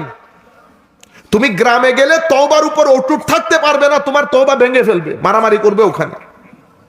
হায় হায়, আমি যখন এই হাদিস পড়ি তখন মনে হয় আমাদের এই গ্রামের কথা বলতেছি। মারামারি, গালাগালি, তুই তুকারি, ঠিক না? এই কম দিতেছে, এই বেশি দিতেছে, সবাই বসে আছে আপনাকে ঠকানোর জন্য। কোথায় যাব হুজুর? অমুক গ্রামের মধ্যে কিছু আল্লাহওয়ালা আছে, তাদের সুহবতের মধ্যে, তাদের সঙ্গে, তাদের সাথে থাকবা, নামাজ দোয়া পড়ো, তওবা অটুট থাকবে, তওবা অটুট থাকবে। তখন উনি ওই গ্রামের দিকে চলে যাচ্ছেন। মালাকুল মউত এসে জান কবজ করে ফেলছে, মারা গেছে। মারা যাওয়ার পরে হাদিসে পাকের মধ্যে বলছেন আমার নবী, রহমতের ফেরেশতা এসেছে, গজবের ফেরেশতা এসেছে। গজবের ফেরেশতা বলছে 100 কতল করেছে, রহমতের ফেরেশতা বলছে সে তওবা করেছে। হায় হায় হায়। পরে সিদ্ধান্ত আমার আল্লাহ দেখেন, এগুলো আমাদের জন্য, আমাদের শিক্ষার জন্য। কোর্ট বসেছে, কোর্টের মধ্যে ফয়সালা হয়েছে। হায় হায়, যদি উনি যে এলাকায় যেতে চাচ্ছেন সেই এলাকার দিকে যদি ওনার দূরত্ব কমে আসে তাইলে জান্নাতে চলে যাবে, রহমতের ফেরেশতা নিয়ে যাবে। আর যদি ওই এলাকার সাথে দূরত্ব এখনো বেশি থাকে তাহলে আযাবের ফেরেশতা।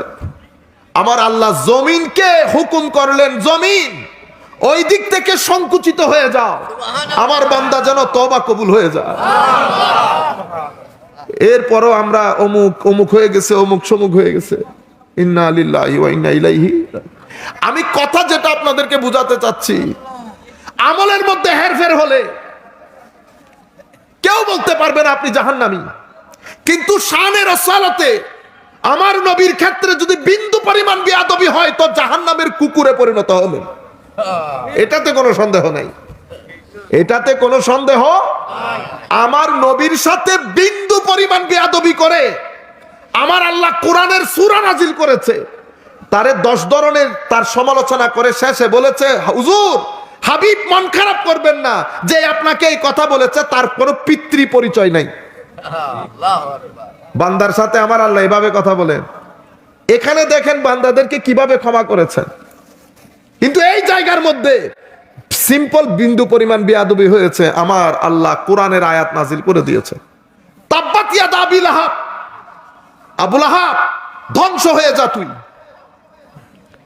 কিয়ামতের ময়দানে আযাব আসতে দেয় নাই আমার আল্লাহ, আযাব দুনিয়া থেকে শুরু করে দিয়েছে। এই বেয়াদব আমার নবীর সাথে বেয়াদবি করতেন, কষ্ট দিতেন, পাথর নিক্ষেপ করতেন, সমালোচনা করতেন, হাসি ঠাট্টা করতেন, ধাক্কা দিয়েছেন। আমার আল্লাহ আয়াত নাজিল করে দিয়েছে, তাব্বাত ইয়াদা আবি লাহাব ওয়া তাব মা আগনা আনহু মালহু ওয়া মা কাসাব। আবু লাহাব, তোর মাল দৌলত সন্তান কোনো কিছু তোকে রক্ষা করতে পারবে না। তার প্লেগ হয়েছে, মহামারী, মারা গেছে। মারা যাওয়ার পরে ঘরের মধ্যে কেউ কাছে যাচ্ছে না, কারণ মহামারী তো। কই গেল মাল, কই গেল সম্পদ, তার অহংকারে টিকতো না সে। এখন ঘরের মধ্যে বেটারও ঢুকে না, 3-4 দিন হয়ে গেছে, গন্ধ বের হবে। পরে তার গোলামদেরকে টাকা পয়সা দিয়ে কোন রকম ঘর থেকে বের করে কোনো দূরে গিয়ে তাকে পুঁতে ফেলেছে। শানের সালতে বিয়াদবি হয়েছে, আমার আল্লাহ আটকে দিয়েছেন, আমার আল্লাহ আটকে দিয়েছে। সূরা কাফেরুন আপনারা সবাই জানেন না? কয়টা আয়াত? 100টা আয়াত, 50টা, একদম ছোট সূরার মধ্যে না? কুল ইয়া আইয়ুহাল কাফিরুন লা আ'বুদু মা তা'বুদুন ওয়ালা আনতুম আবিদুনা মা আ'বুদ ওয়ালা আনা আবিদুম মা আবাদতুম ওয়ালা আনতুম আবিদুনা মা আ'বুদ লাকুম দীনুকুম ওয়ালিয়াদিন। হাবিব, আপনি বলে দিন, ও কাফেররা, যারা আমাকে অস্বীকার করো, আল্লাহর নিয়ামতের প্রতি অকৃতজ্ঞতা পোষণ করো, মনে রাখো লা আবুদু মা তাবুদুন, আমার এক হাতে চন্দ্র, এক হাতে দুনিয়া, যা কিছু তোমরা দিতে চাও দিয়ে দিলেও তোমরা যার ইবাদত করো আমি তার ইবাদত করতে পারবো না। তোমাদের জন্য তোমাদের দিন, আমাদের জন্য আমাদের দিন। এটা সূরা কাফেরুন। কোরআনে পাকের মধ্যে আরো একটা সূরা আছে, নাম সূরা মুনাফিকুন। মুনাফিকুন, মুনাফিকুন, এটা সূরা কাফেরুনের মতো 10-12টা সূরাকে গিলে খেয়ে ফেলতে পারবে। অনেক লম্বা সূরা। মওলা কাফেরদের সূরা এত ছোট, মুনাফিকদের সূরা এত বড় কেন? কারণ কাফেররা ধর্মের জন্য ক্ষতিকর না, ধর্মের জন্য ক্ষতিকর মুনাফিকরা। কারা? মুনাফিকরা। মুনাফিক দুই ধরনের, একটা হচ্ছে আমলের মুনাফিক, আর একটা হচ্ছে আকীদার মুনাফিক। আমলের মুনাফিককে যে ব্যক্তি মিথ্যা বলে, যেই ব্যক্তি ওয়াদা ভঙ্গ করে, যেই ব্যক্তি আমানতের খেয়ানত করে, যেই ব্যক্তি অশ্রাব্য ভাষায় গালিগালাজ করে যখন ঝগড়া হয়। আপনারা বুঝতে পেরেছেন? আর মানে এই 4টা খাসলত যার ভিতরে পাওয়া যাবে, কথা বললে মিথ্যা বলে, ওয়াদা করলে ভঙ্গ করে, আমানতের খেয়ানত করে, ওয়া ইজা খাসামা ফাজারা, যখন পরস্পর ঝগড়া হয় অশ্রাব্য ভাষায় গালিগালাজ করে। আমার নবী বলেছেন এই 4টা খাসলত যার ভিতরে আছে, কানা মুনাফিকান খালেসা, এটা একেবারে খাঁটি মুনাফিক। আর এই 4টার ভিতরে একটা খাসলত যার ভিতরে থাকবে, তার উপর মুনাফিকের একটা খাসলত আছে, এটা আমলের মুনাফিক। আর একটা আকীদার মুনাফিক। আকীদার মুনাফিককে আল্লাহ এক, ইয়েস, আখিরাত ইয়েস, ফেরেশতা ইয়েস, পরকাল ইয়েস, তাকদীর ইয়েস, আমার নবী আল্লাহর নবী ইয়েস, নবীর মহব্বত। আবার মহব্বত কি দেখছেন? এখানে এসে স্লো হয়ে গেছে। আমার আল্লাহ এভাবে আয়াত শুরু করেছে, ইজা জাআকাল মুনাফিকুন ক্বালু নাশহাদু ইন্নাকা লারাসূলুল্লাহ। হুজুর, মুনাফিকরা যখন আপনার দরবারে আসবে তাদের কথার ভঙ্গি হবে এমন, ক্বালু নাশহাদু, আমরা সাক্ষ্য দিচ্ছি, ইন্নাকা, নিশ্চয়ই আপনি, লা রাসূলুল্লাহ, অবশ্যই আল্লাহর রাসূল। দেখছেন নি কয়বার নিশ্চয় আর অবশ্যই বলছে? চোরের মন পুলিশ পুলিশ। আমরা সাক্ষ্য দিচ্ছি নিশ্চয় আপনি অবশ্যই আল্লাহর রাসূল। এত নিশ্চয় এত অবশ্যই বলার পরে আমার আল্লাহ পরের আয়াতে বলছেন, হাবিব আমি জানি আপনি আল্লাহর রাসূল, আমি এও জানি এই মুনাফিকরা মিথ্যুক, এই মুনাফিকরা মিথ্যুক। তো এখন মুনাফিক এটার মূল শব্দ হচ্ছে নাফাক। নাফাক মানি টানেল। নাফাক মানি ইঁদুরের গর্ত আছে না, একটা দিয়ে উঠে একটা দিয়ে ঢুকে, ঠিক না? তো নাফাকের দুইটা জায়গা থাকে, একটা দিয়ে ঢুকবেন টানেলে, আর একটা দিয়ে বের হবেন। এই নাফাক থেকে মুনাফেক। তো টানেলের লগে মুনাফেকের সম্পর্ক কি? টানেলে যেমন একটা দিয়ে ঢুকে আরেকটা দিয়ে বের হন, ইঁদুরের গর্ত যেমন একটা দিয়ে ঢুকে আরেকটা দিয়ে বের হন, এই মুনাফেকরাও সেরকম। আপনার কাছে আসলে এক চেহারা, এদের কাছে আসলে আরেক চেহারা, একটা দিয়ে ঢুকে আরেকটা দিয়ে বের হয়। এই জন্য মুনাফেককে কি বলে? মুনাফেক। আকীদার মুনাফেককে, আকীদার মুনাফেক হচ্ছে যেই ব্যক্তির ভিতরে আমার নবীর মোহাব্বত থাকবে না, সেই ব্যক্তি মুনাফিক আকীদা। আচ্ছা, আমার নবীর যে মোহাব্বত নাই, এটা কেমনে বুঝবেন? মনে রাখবেন, আমল এক জিনিস, মোহাব্বত আরেক জিনিস। আমল এটা আমার শারীরিক নাড়াচাড়া, দেখলে বুঝলেন আমি নামাজ পড়েছি, ঠিক আছে? আচ্ছা, আমি আপনার সাথে নামাজ পড়ে ভিতরে ভিতরে আপনাকে গালিগালাজ করলাম, আল্লাহ সম্পর্কে খারাপ চিন্তা আনলাম, আমি শুধু চাঁদার জন্য এসেছি বিধায় আপনার সাথে নামাজও আদায় করেছি, ঠিক আছে? তো আপনি তো আমাকে মনে করতেছেন পাক্কা মুমিন, ঠিক না? আমার ভিতর জানতে পারছেন? আপনি জানতে পারেন নাই। ভিতরের টেস্ট কিভাবে হয়? ভিতরের টেস্ট হয় যেই ব্যক্তির ভিতরে আশক মোহাব্বত থাকবে, মোহাব্বত অন্তরের আমল। মোহাব্বত কি? অন্তরের আমল। সেটার একটা চিহ্ন আল্লাহ রসুলের আনুগত্য, আর একটা চিহ্ন কি? বারবার রসুলের কথা বলা, নাচ শুনতে চাওয়া, আমার নবীর কথা বললে চোখ দিয়ে পানি পড়া, আমার নবীর কথা বেশি বেশি বলা। যার মহব্বত আপনার অন্তরে আছে, আপনি এমনিতে তার মহব্বত, তার কথা বেশি বেশি বলবেন। সাহাবায়ে কেরাম, তাহলে আমার নবীর সাথে উম্মতের সম্পর্ক দুই মুখী। কয় মুখী? দুই মুখী। একটা আমার নবীর ব্যক্তি সত্তার সাথে, আর একটা আমার নবীর আমলের সাথে, আমার নবীর তালিমাতের সাথে। তালিমাত মানে আমার নবী যা আল্লাহর পক্ষ থেকে নিয়ে এসেছেন, আমার নবীর আনুগত্য করা, এতাআত করা, অনুসরণ করা, এটা আমার নবীর তালিমাতের সাথে সম্পর্ক। আমার নবীর ব্যক্তি সত্তার সাথে কিসের সম্পর্ক? মহব্বতের সম্পর্ক, তাজিমের সম্পর্ক, আদবের সম্পর্ক। কার কাছ থেকে শিখবেন? সাহাবায়ে কেরামের কাছ থেকে। কেমনে মহব্বত করতেন? জিজ্ঞেস করলো, হে আমার সাহাবায়ে কেরাম, বলো তো দেখি, হজের মৌসুম, আরাফার ময়দানে বিদায় হজ্জের ভাষণের সময় আমার নবী লক্ষাধিক সাহাবায়ে কেরামকে জিজ্ঞেস করছেন, হে আমার সাহাবায়ে কেরাম, বলো তো দেখি, এটা কোন জায়গা, এটা কোন মাস? সাহাবায়ে কেরাম জানতেন না এটা কোন মাস। লক্ষাধিক সাহাবায়ে কেরামের মধ্যে সবাই চুপ। সামনের সাহাবায়ে কেরাম, সিনিয়র সিনিয়র সাহাবায়ে কেরাম বলছেন, আল্লাহু ওয়া রাসূলুহু আ'লামু, আল্লাহ এবং তার রাসূল ভালো জানেন। আল্লাহ এবং তার রাসূল। আপনি নারায়ে তাকবীর বলার পরে রিসালাত বললেন না। সাহাবায়ে কেরাম এখানেও বলতেছে আল্লাহু ওয়া রাসূলুহু। আপনারা বুঝতে পেরেছেন? আচ্ছা, এরপরে আমার নবী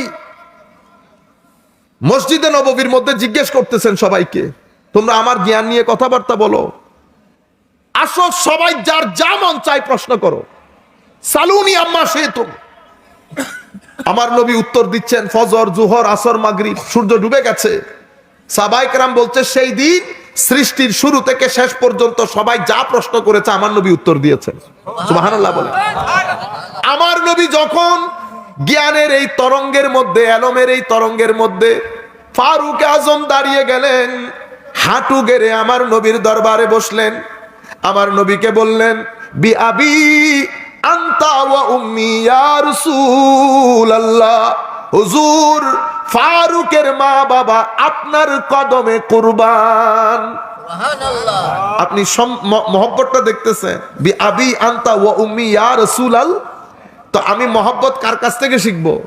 আমার নবী সাহাবায়ে কেরামের কাছ থেকে। আচ্ছা, এরপরে দেখেন হুদাইবিয়ার প্রান্তরে আমার নবী তাবু গেড়েছে। অনেক লম্বা কথা। হযরতে উরওয়া রাদিয়াল্লাহু তাআলা আনহু তখন ইসলাম কবুল করেন নাই, ওনাকে পাঠালেন, দেখো মুসলমানরা কি চায়, কি অবস্থার মধ্যে আছে। উনি মক্কার শরীফ ফেরত এসে বললেন, পার্লামেন্টের মধ্যে বসেছেন, জিজ্ঞেস করেছে মুসলমানদেরকে কি অবস্থায় দেখেছো? উনি বলছেন ওয়াল্লাহি, আল্লাহর ইজ্জতের কসম করে বলছি, মা রাআইতু রাজুলান ইউআজ্জিমুহু আসহাবুহু মা ইউআজ্জিমু আসহাবু মুহাম্মাদিন মুহাম্মাদা সাল্লাল্লাহু আলাইহি ওয়াসাল্লাম। ও মানুষ, আল্লাহর কসম করে বলছি, আমি আমার জীবনে এত জায়গায় গেলাম, এত দেশে গেলাম, এত রাজা বাদশা দেখলাম, কোন রাজা বাদশাকে তাদের মানুষরা এত সম্মান করতে দেখি নাই যত সম্মান মুহাম্মদের সাহাবায়ে কেরামকে মুহাম্মদকে করতে দেখেছি সাল্লাল্লাহু আলাইহি ওয়াসাল্লাম। এত সম্মান কোন রাজা মহারাজাকে আমি কাউকে করতে দেখি নাই। কি দেখেছো? কো ওয়াল্লাহি, আল্লাহর ইজ্জতের কসম। এই হাদিসগুলা যারা মাদ্রাসার বারান্দা দিয়ে হেঁটেছে তারাও জানে। কো ওয়াল্লাহি, আল্লাহর ইজ্জতের কসম, আমি দেখলাম মুহাম্মদ সাল্লাল্লাহু আলাইহি ওয়াসাল্লাম যখন থুতু নিক্ষেপ করতেন, আমরা নাক থেকে শ্লেষা বের করে থুতু নিক্ষেপ করি না, ওই থুতু নিক্ষেপ করতেন।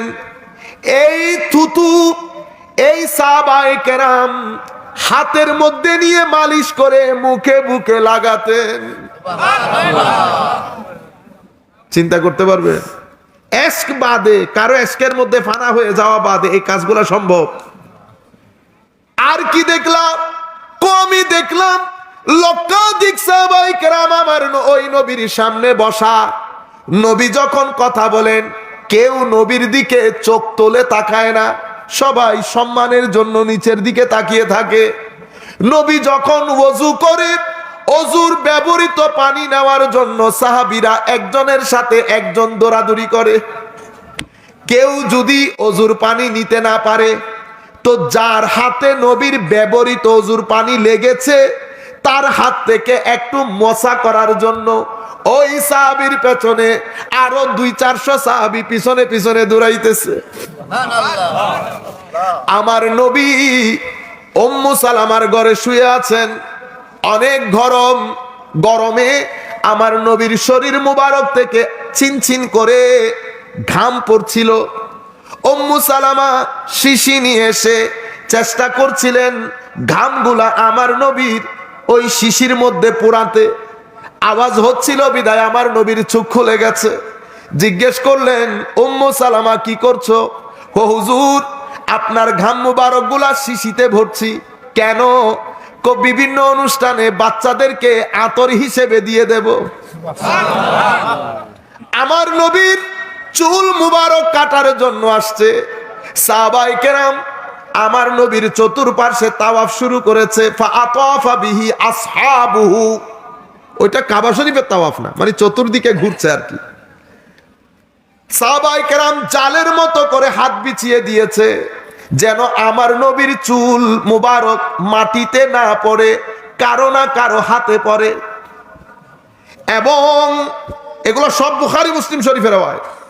হযরতে জলিলুল কদর সাহাবী আবু উবাইদা রাদিয়াল্লাহু তাআলা আনহু বলছেন, ভাই আনাস, আমার কাছে যদি নবীর একটা চুল মুবারক থাকতো, এটা দুনিয়ার মহা সম্পদ হিসেবে আমার সাথে গচ্ছিত থাকতো। নবীর নখ মুবারক আমার নবী সাহাবায়ে কেরামের মধ্যে বন্টন করে দিতেন। সাহাবায়ে কেরামের মধ্যে নখ মুবারক বন্টন করে দিতেন। এই ইশক, এই আদব, এই তাজিম, এই মোহাব্বত আমাদের ভিতর থেকে, যুবকদের সিনা থেকে বের করে নেওয়া হচ্ছে ধর্মের নাম দিয়ে। কারণ আখেরি জামানায় আমি তাহলে মেসেজ কি দিয়েছি আপনাদেরকে? আমলের মধ্যে, তার আগে তো আমরা আপনাদেরকে বলেছি না, নামাজ, তাসবিহ, তাহলিল এই আন্দাজে জীবন যাপন করতে হবে। কারণ নামাজ ছেড়ে দিলে অন্তর অশান্তি হয়ে যাবে, রুর খাদ্য দিতে হবে। কিন্তু মেসেজ হচ্ছে জিন্দেগিতে নামাজ পড়ে নাই, জাহান্নামী বলতে পারবেন না। সারা জিন্দেগি মদ খেয়েছে, জাহান্নামী বলতে পারবেন না। কিন্তু বলবেন কি? মদ খাইলে জাহান্নামে যায়। কিন্তু আপনাকে জাহান্নামী বলা যাবে না। কিন্তু শানে রিসালাতে আদনা বেয়াদবি হয়েছে, জাহান্নামের কুকুর হয়ে গেছে সাথে সাথে। তো সূরা মুনাফিকুনের মধ্যে আমার আল্লাহ কি বলছেন? এত কসম টসম খাওয়ার পরে কেমনে বুঝবেন? মাইন্ডসেট দিয়ে বুঝবা। এই পরের আয়াতে ওয়া ইযা কিলা লাহুম তাআলাউ ইস্তাগফির লাকুম রাসূলুল্লাহি লাওয়াউ রুউসাহুম ওয়া রাআইতাহুম ইয়াসুদ্দুনা ওয়া হুম মুস্তাকবিরুন। হাবিব কেমনে চিনবেন? যদি বলা হয় আসো রসুলের কাছে আসো, ইস্তাগফির লাকুম রাসূলুল্লাহ, নবী তোমাদের জন্য আল্লাহর দরবারে ইস্তেগফার করবেন। হুজুর, এরা কোনোভাবে আপনার কাছে আসতে চাইবে না, আপনার কাছে আসবে না। তো আপনার কাছে না আসলে বুঝতে পারবেন মুনাফিক। আপনার কাছে আসতে না চাইলে মনে করবেন তারা কি? মুনাফিক। তাইলে আকীদার মুনাফিক কে? আকীদার মুনাফিক যেই ব্যক্তির ভিতরে আমার নবীর ব্যাপারে হিংসা, অহংকার, নিফরত রয়েছে, মহব্বত নাই, আদব নাই, তাজিম নাই, আশক নাই। এজন্য আমার নবী বলেন নাই লা ইউমিনু আহাদুকুম, কেউ মুমিন হবে না তোমাদের মধ্যে যদি আমার মহব্বত তোমার সিনার ভিতরে না থাকে। তোমাদের ছেলে সন্তানদেরকে কোরআনের তিলাওয়াতের শিক্ষা দাও, আমার মহব্বতের শিক্ষা দাও, আমার আলে রাসূলের মহব্বতের শিক্ষা দাও। আমার নবীর হাদিস, ছেলে যখন 7 বছর হবে নামাজের কথা বলো, 10 বছরে যখন পরিণত হবে নামাজের জন্য জোর করো, দরকার হলে বেত্রাঘাত করো। আপনারা বুঝতে পেরেছেন? ধর্মের তার এখন ফিতনার জমানা চলে আসছে। এটা আমার শেষ, আমরা 2 মিনিটের মধ্যে শেষ করে দেব। এখন জমানা পরিবর্তন হয়ে গেছে। আমার নবী ইরশাদ করেছেন পরিস্থিতি এত ভয়াল হয়ে যাবে, পুরো পৃথিবী থেকে ঈমান পালিয়ে মদিনা শরীফ চলে যাবে। এত মুসলমান, এত মাদ্রাসা, এত মসজিদ, ঈমান থাকবে না। ঈমান কোথায় চলে যাবে? সাপ যেমন পালিয়ে গর্তে ঢুকে যায়, ঈমান পুরো পৃথিবী থেকে পালিয়ে মদিনা শরীফ চলে যাবে। ইন্নাল ঈমানা লা ইয়ারিজু ইলাল মাদিনা কামা তারিজুল হাইয়াতু ইলা জুহরিহা আও কামা ক্বালা নবী সাল্লাল্লাহু আলাইহি ওয়াসাল্লাম। বুঝতে পেরেছেন? ঈমান মদিনা শরীফ চলে যাওয়া। এখন আমরা প্রশ্ন করি না হজের সময় মদিনা শরীফ যেতে হবে কিনা? কুল কায়নাতে আমরা কোনোদিন শুনছি এই ধরনের কথাবার্তা? ঈমান মদিনা শরীফ চলে যাবে। নাম্বার 1, আমার নবী বলেছেন এলম দুনিয়া থেকে উঠে নেবে আল্লাহ। কিভাবে? বড় বড় আলেমদেরকে মৃত্যু দিয়ে জমিন থেকে এলম চলে যাবে। লাইব্রেরি থাকবে, বুখারী থাকবে, মুসলিম থাকবে, সিহাসিতা থাকবে, কিতাবাদি থাকবে, মাদ্রাসা, হুজুর সব থাকবে, এলম থাকবে না। কোন এলম? উপকারী এলম। উপকারী এলম কোনটা? যেটা শুনলে ভিতরে আল্লাহর ভয় আসে, আখিরাতের প্রতি মহব্বত আসে, নির্লোভ দুনিয়া বিমুখতা আসে, এটাকে এলমে নাফে বলে, উপকারী এলম।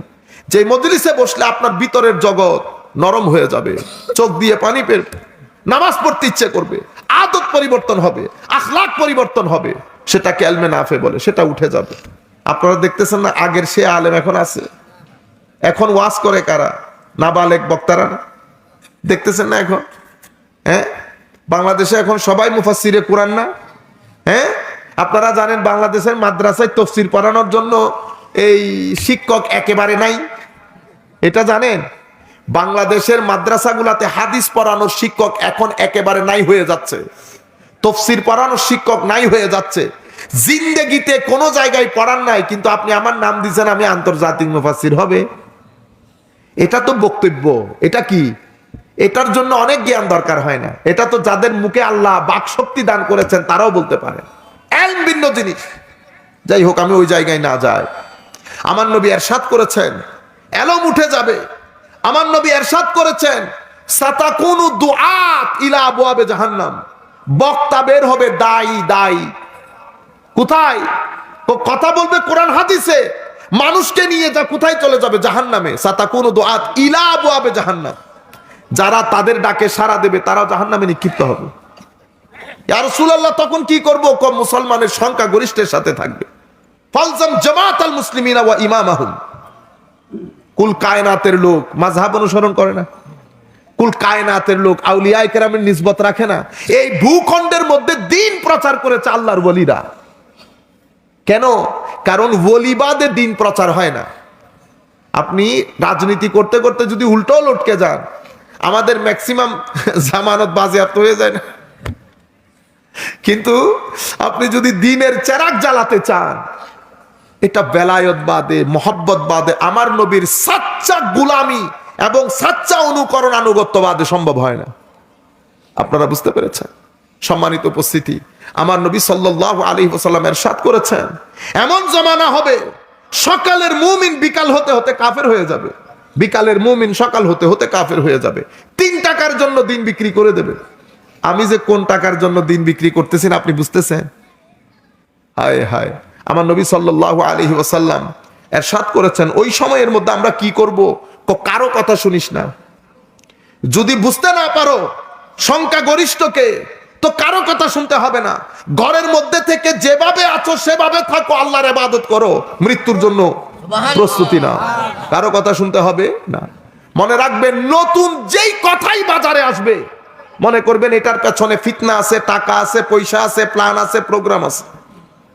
নতুন যেই কথা বাজারে আসবে কোন নতুন কথা শুনবেন না, কখনো উগ্রতাকে প্রশ্রয় দেবেন না। আমাদের ধর্মের মধ্যে উগ্রতার কোনো জায়গা নাই।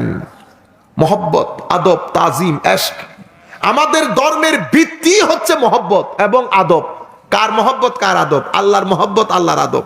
নবীর মহব্বত, নবীর আদব। সাহাবায়ে কেরামের মহব্বত, সাহাবায়ে কেরামের আদব। আহলে বাইত রাসূলের মহব্বত, আহলে বাইত রাসূলের আদব। আউলিয়ায়ে কেরামের। অতঃপর কার? মা বাবার। অতঃপর কার? পাড়া প্রতিবেশী, আত্মীয় স্বজনদের মধ্যে যারা বড় তাদের এবং শিক্ষকের। এই আদবগুলোর উপর আমাদের পুরা ধর্মের তালিমাত নির্ভর করে। আল্লাহ রাব্বুল আলামিন আমাদের হামি ও নাসির হোক। মনে রাখবেন, আমাদের এই জিন্দেগির উপর যেই দিন উত্তর দক্ষিণ হয়ে শোব, লাখ মানুষ, হাজার মানুষ, শত মানুষ জানাজার মধ্যে উপস্থিত থাকবে, আমার নবীর পাশ দিয়ে, এটা আমার আখেরি হাদিস, পাশ দিয়ে জানাজা যাচ্ছে। সবাই খুব প্রশংসা করতেছে, আহ অনেক ভালো মানুষ ছিল, অনেকেই ছিল, অমুককে সহযোগিতা করতো, প্রত্যেকে বলা বলি করতেছে। আমার নবী বললেন, ওয়াজাবাত। আরেকটা জানাজা যাচ্ছে, মানুষ বলতেছে, আল্লাহ জান ছোড়ায়া দফা হওয়া, গেছে মওলা, ভালো হয়েছে, এরে কষ্ট দিছে, ওরে কষ্ট দিছে। আমার নবী বললেন, ওয়াজাবাত। ফারুক আজম এই হাদিসের বর্ণনাকারী, মুসলিম শরীফের রিওয়ায়াত। আমার নবীকে জিজ্ঞেস করলেন, ইয়া রাসূলুল্লাহ, 2 জানাজার ক্ষেত্রে ওয়াজাবাত বললেন, মানে ওয়াজিব হয়ে গেছে, কবুল হয়ে গেছে, কেন বললেন ইয়া রাসূলুল্লাহ? দেখো, যার প্রশংসা করা হচ্ছে সেই ব্যক্তির উপর জান্নাত ওয়াজিব হয়ে গেছে। সুবহানাল্লাহ, সুবহানাল্লাহ। যার বদনাম করা হচ্ছে তার উপর জাহান্নাম ওয়াজিব হয়ে গেছে। কিভাবে ইয়া রাসূলুল্লাহ? কারণ ওয়া আনতুম শুহাদাউল্লাহি আলাল আরদ, তোমরা জমিনের মধ্যে আল্লাহর সাক্ষী। ইজা আসনাইতুম আলাইহি খাইরা ওয়াজাবাত লাহুল জান্নাহ ওয়া ইজা আসনাইতুম আলাইহি শাররা ওয়াজাবাত লাহুন নার, আও কামা ক্বালা নবী সাল্লাল্লাহু আলাইহি ওয়াসাল্লাম। যাদের প্রশংসা করা হয় তাদের উপর জান্নাত ওয়াজিব হয়, যাদের বদনাম করা হয় তাদের উপর জাহান্নাম ওয়াজিব হয়। তোমরা জমিনের মধ্যে আল্লাহর সাক্ষী। সুতরাং আমার ভাইয়েরা, যুবক ছেলেরা, আমরা কি করছি এটা কিন্তু আমাদের এখানে প্রিন্ট আউট হয়ে যাচ্ছে, সবার মাথার ভিতরে ভাসবে কে কোন কাজ করে যাচ্ছি। আসেন আমরা সবাই মিলে সমাজকে সুন্দর করি, সত্য কথা বলি, মানুষকে না ঠকাই, জুলুম না করি, প্রতারণা না করি। মা বোনদেরকে বলবো যতদূর সম্ভব জবানের হেফাজত করি, গালিগালাজ না করি, কোরআনে পাকের তিলাওয়াত করি। যারা তিলাওয়াত জানেন না শিখে নেবেন, নামাজ মিস করবেন না। এবং যদি করেন, প্রতারণা করলেন, জুলুম করলেন, মানুষ ঠকাইলেন, মনে রাখবেন আমার ভাই, আমি লিখে সিগনেচার করে দিয়ে যাব। অশান্তি, অস্থিরতা, হতাশা, অ্যাংজাইটি যেটাকে বলে, আপনি এগুলা থেকে, মানসিক অস্থিরতা থেকে, লাঞ্ছনা, অপমান থেকে আপনি এখান থেকে পার পেয়ে কবরে যেতে পারবেন না। লাঞ্ছিত হবেন, অপমানিত হবেন এই জায়গায়, এই দুনিয়াতে, কবরে যাওয়ার আগে, মালাকুল মউত আসার আগে। এরপরে তো আল্লাহ পাক জানে কোন কবর অপেক্ষা করতেছে, কিন্তু দুনিয়ার জমিন জাহান্নামে পরিণত হবে, আপনি বাঁচতে পারবেন না। এটা আমার আল্লাহর ধরতি, এটা আল্লাহর দুনিয়া। আপনি আমার নবীর হুকুম আহকামের প্রতি বৃদ্ধাঙ্গুলি দেখিয়ে আপনি এখানে শান্তিতে থাকবেন, ইম্পসিবল। আমাদের বাংলাদেশে এখন টাকা পয়সা অনেক বেড়েছে না? ঘর পাকা হয়ে গেছে, টাকা পয়সা, গাড়ি বাড়ি সব বেড়েছে, শান্তি কমে গেছে। কেন? দিনদারি কমে গেছে, সেই জন্য। বুঝতে পেরেছে?